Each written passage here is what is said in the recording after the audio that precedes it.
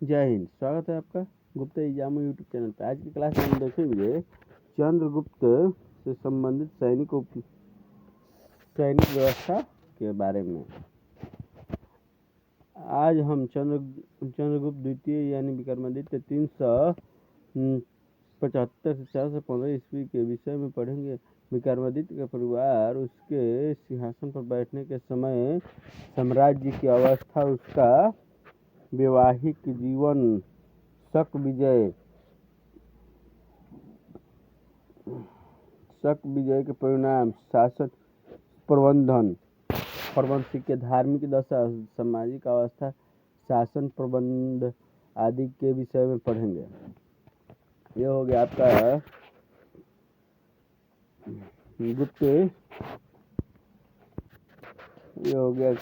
भारत में जो गुप्त साम्राज्य था, गुप्ता साम्राज्य, उस समय उनका क्षेत्र क्या था। तो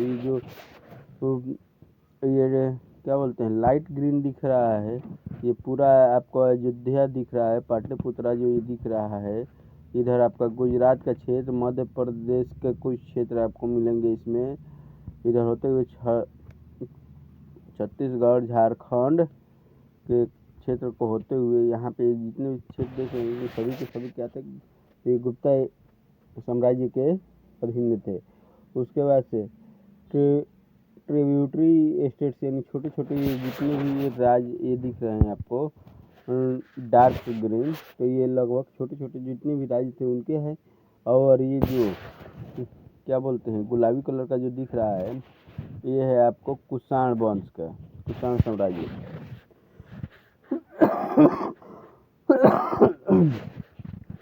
नाम और परिवार। चंद्रगुप्त द्वितीय उसके अभिलेखों में विभिन्न नामों से पुकारा गया।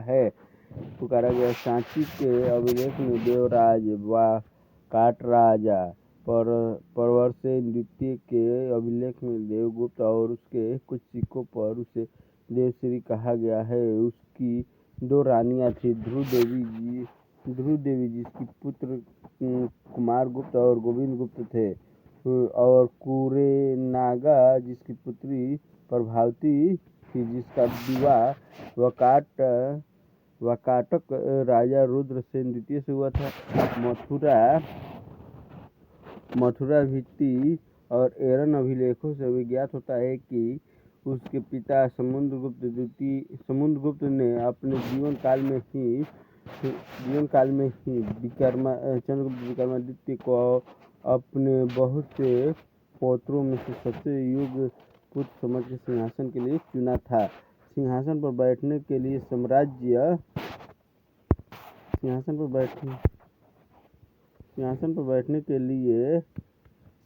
की अवस्था। समुद्रगुप्त ने अपने जीवन काल में भारत की राजनीतिक एकता स्थापित करके शांति और सुव्यवस्था स्थापित कर दी थी, परंतु पश्चिमी क्षत्रप अब भी शक्तिशाली थे। वे साम्राज्य की आर्थिक विकास में भी विघ्न रूप से थे, क्योंकि विदेशों से सारा व्यापार पश्चिमी समुद्र तट से ही होता था। वैवाहिक संबंध का महत्व।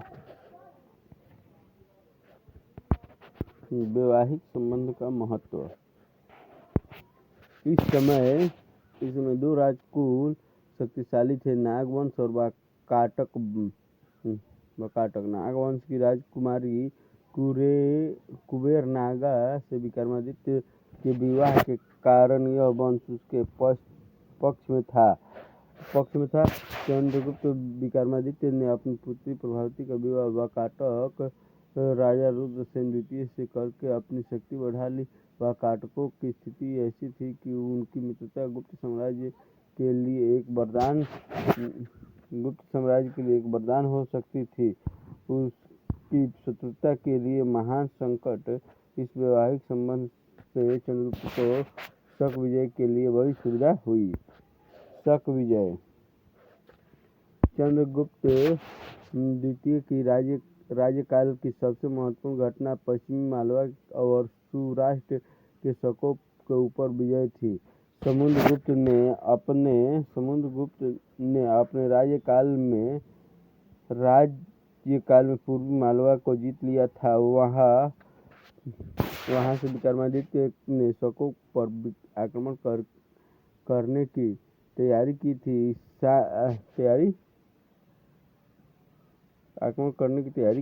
उदयगिरि दरिगृह अभिलेख में लिखा है कि चंद्रगुप्त वहां स्वयं अपने विदेश और युद्ध मंत्री वीरसेन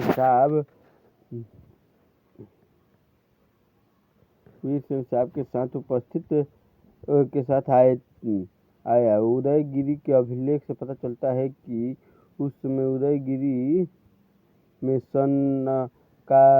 सनकानिक वंशीय गुप्त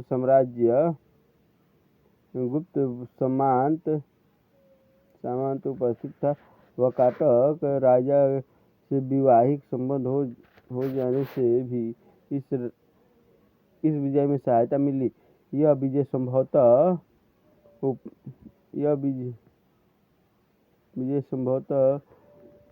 388 ईस्वी से 409 ईस्वी के बीच हुई, क्योंकि सन 388 के बाद के सिक्के नहीं मिलते हैं और 409 के आसपास का जो चंद्रगुप्त द्वितीय का सिक्का मिला है उसमें शक सिक्कों की भांति यूनानी लिपि और तिथि थी। विजय।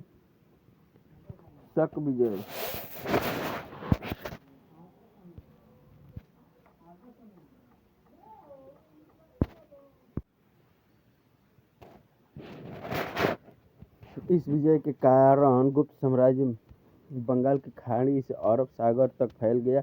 विजय के फलस्वरूप पश्चिमी देशों से व्यापार के कारण गुप्त साम्राज्य की समृद्धि बढ़ी। भारत का यह भाग जिस पर विदेशी राज्य करते थे उनसे मुक्त हो गया। पश्चिमी देशों से विचार विनिमय तीव्रतर गति से होने लगा। उज्जैनी एक व्यापार का केंद्र तो था ही, अब धार्मिक और सांस्कृतिक कार्यक्रमों में भी प्रमुख हो गया और वह साम्राज्य की दूसरी राजधानी बन गई। अन्य विजय।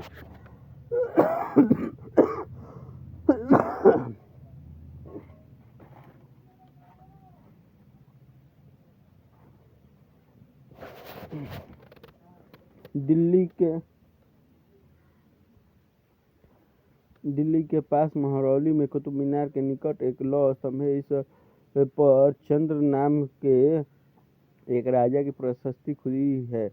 उसमें लिखा है कि चंद्र ने अपने शत्रुओं के संघ को बंगाल में पराजित किया, दक्षिण समुद्र को अपने वीर्यानिल से सुवास्ती किया तथा सिंधु के 7 मुखों को पार कर वाहिकों को परास्त किया। इस प्रकार पृथ्वी पर एकाधिराज्य स्थापित कर उसने दीर्घकाल तक राज्य किया। अधिकतर विद्वानों का अब यही मत है कि यह चंद्रगुप्त द्वितीय ही है। यदि यह बात ठीक है तो चंद्रगुप्त विक्रमादित्य ने बंगाल पर अपना पूरा अधिकार जमा लिया और उत्तर पश्चिम में विदेशी राजाओं को भी हराया। चंद्रगुप्त विक्रमादित्य का शासन प्रबंधन। चंद्रगुप्त एक कुशल योद्धा ही नहीं था अपितु एक योग्य शासक भी था। उसकी शासन पद्धति का वर्णन गुप्त शासन व्यवस्था के साथ किया जाएगा। फाहियान ने चंद्रगुप्त के शासन की प्रशंसा की है। उसके अभिलेखों में हमें 5 निम्नलिखित मुख्य अधिकारियों के नाम ज्ञात होते हैं। सनकानिक आम्रकारदव, वीरसेन साहब, शिखर स्वामी, महाराजा श्री गोविंद गुप्त। तो सनकानिक उदयगिरि अभिलेख में चंद्रगुप्त ने इस सामंत का उल्लेख है। दौ सांची के विक्रमादित्य का सेनापति था। वह बौद्ध धर्म का अनुयायी था। गिरसेन शाह विदेश और युद्ध मंत्री का वह शिव था। ये शिव का अर्थ हो गया कि वह भगवान शिव को मानने वाला था। शिखर स्वामी मंत्री और कुमारात्मय था। महाराजा श्री गोविंद गुप्त राजकुमार गोविंद गुप्त भुक्ति या तिरहुत का राज्यपाल था। तिरहुत वर्तमान जो कि तिरहुत का मुख्यालय जो है आपका मुजफ्फरपुर है बिहार में। सिक्के चंद्रगुप्त ने 5 प्रकार के सिक्के चलाए। धनुष वाले सिक्कों पर एक ओर गरुड़ की आकृति है और दूसरी ओर लक्ष्मी की आकृति है। सिंह वध वाले सिक्कों पर एक ओर राजा को सिंह को मारते हुए और दूसरी ओर सिंहासनी दुर्गा की आकृति है। इसमें सिंह संभवतः चंद्रगुप्त की सुराष्ट्र विजय का सूचक है। इसके अतिरिक्त उसने सिंहासन, छत्र और घुड़सवार वाले सिक्के भी चलाए। चंद्रगुप्त द्वितीय के चांदी के सिक्के शक सिक्कों के समान हैं। फाहियान का वर्णन। चंद्रगुप्त द्वितीय के समय में फाहियान नामक चीनी यात्री बौद्ध तीर्थों की यात्रा करने और बौद्ध ग्रंथों का संग्रह करने भारत आया। उसने लिखा है कि कुछ शहरों जैसे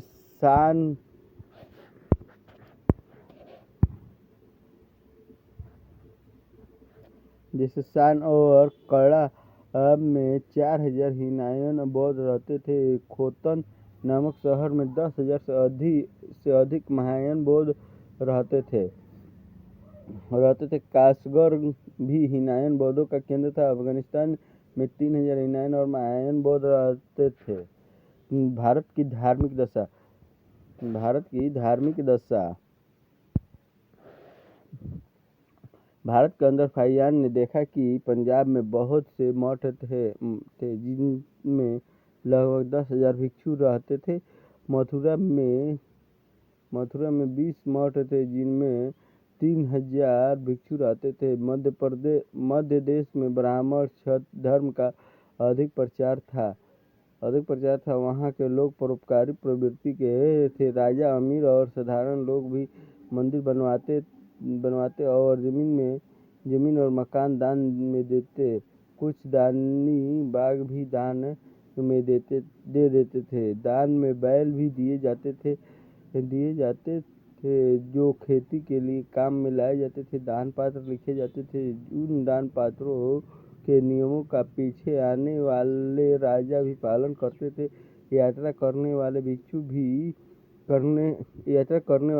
के लिए कमरों में बिस्तर, भोजन और कपड़ों की व्यवस्था रहती थी। सारिपुत्र, मोगलानंद जैसे प्राचीन भिक्षुओं तथा अभिधम, विनय तथा सुत्त पिटक का आदर करने के लिए लोग मठ बनाते और बहुत से परिवार भिक्षुओं के लिए कपड़े आदि की व्यवस्था करने के लिए धन इकट्ठा करते थे।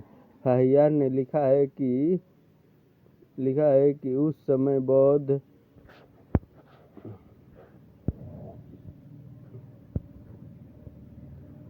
बौद्ध धर्मावलंबियों के अतिरिक्त अन्य लोग भी पुण्यशालाएं बनाते थे जिनमें यात्री और भिक्षुओं के ठहरने, बिस्तर, खाद्य और पेय की व्यवस्था रहती थी। इनमें सब जाति और धर्म के व्यक्तियों के ठहरने का प्रबंध था। पाटलिपुत्र में 2 मठ थे। महायान संप्रदाय के मठ में एक प्रसिद्ध ब्राह्मण रेवत रहता था जो बौद्ध धर्म का प्रकांड पंडित था। सामाजिक अवस्था। फाहियान ने लिखा है कि मध्य प्रदेश में कोई व्यक्ति किसी जीव को नहीं मारता था। वहाँ के निवासी शराब भी नहीं पीते थे। लहसुन और प्याज का भी प्रयोग नहीं किया जाता था। चांडाल शहर के बाहर रहते थे। इस देश में लोग सूअर और मुर्गियां नहीं रखते थे। न कोई पशु बेचता था, न कोई कसाई की दुकान थी। न बाजारों में शराब बनाने की दुकानें मनुष्य व्यापार में कौड़ियों का प्रयोग करते थे। उसने लिखा है कि मगध में लोग संपन्न हैं, वे परोपकार करने और अपने पड़ोसियों के प्रति अपना कर्तव्य पूरा करने में एक दूसरे से स्पर्धा करते हैं। धनी मनुष्यों ने नगरों में निःशुल्क अस्पताल स्थापित किए हैं। उनमें निर्धन और दीन रोगी, अनाथ, विधवा और लंगड़े लुल्ले आते हैं। डॉक्टर उनकी चिकित्सा करते हैं, उन्हें आवश्यकता अनुसार भोजन और औषधि दी जाती है, उनके आराम का पूरा ध्यान रखा जाता है। फाहियान ने एक रथ यात्रा का वर्णन भी किया है, जिसमें मनुष्य 4 पहियों के 5 मंजिल वाले रथ को जुलूस निकालते थे। इस अवसर पर ब्राह्मण लोग बौद्धों को भी बुलाते थे। शासन प्रबंधन। फाहियान ने लिखा है कि मध्य देश में मनुष्यों को अपने नामों की रजिस्ट्री नहीं करवानी पड़ती। उन पर कोई प्रतिबंध नहीं है, चाहे वे जहाँ जा सकते हैं और रह सकते हैं। सरकार प्रजा के हित का बहुत ध्यान रखती है। किसानों को अपनी उपज का एक भाग राजा को देना होता है। शारीरिक दंड नहीं दिया जाता। अधिकतर अपराधों के लिए केवल जुर्माने लिए जाते हैं। राजा के सैनिक अंगरक्षक को नियत वेतन दिया जाता था।